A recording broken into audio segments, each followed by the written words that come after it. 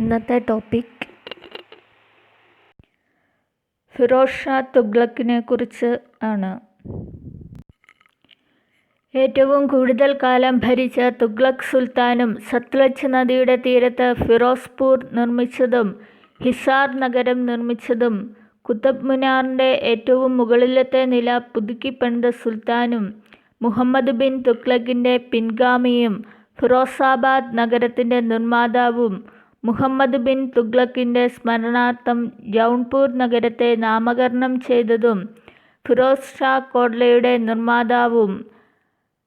Malik Khasi Shahana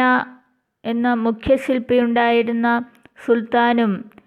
ഫുതുഹത്ത് E Firoz Shahi രചിച്ചതും Tariq E Firoz Shahi എന്ന കൃതി Ziauddin Barnea രചിച്ച കാലത്തെ സുൽത്താനും ഖലീഫയുടെ പ്രതിപുരുഷൻ എന്ന് സ്വയം വിശേഷിപ്പിച്ച ഡൽഹി സുൽത്താനും ഡൽഹിയിലേക്ക് 2 അശോക സ്തൂപങ്ങൾ കൊണ്ടുവന്ന തുഗ്ലക്ക് സുൽത്താനും ബ്രാഹ്മണർക്കുമേൽ ജസിയ നടപ്പിലാക്കിയ ആദ്യ മുസ്ലിം ഭരണാധികാരിയും കനാൽ ശൃംഖല വിപുലമായ രീതിയിൽ നിർമ്മിച്ച തുഗ്ലക്ക് സുൽത്താനും ഫത്തേഹാബാദ് നഗരത്തിൻ്റെ സ്ഥാപകനും അലാവുദ്ദീൻ ഖിൽജി നിർത്തലാക്കിയ ജാഗീർ വ്യവസ്ഥ പുനരുജ്ജീവിപ്പിച്ച ഡൽഹി സുൽത്താനും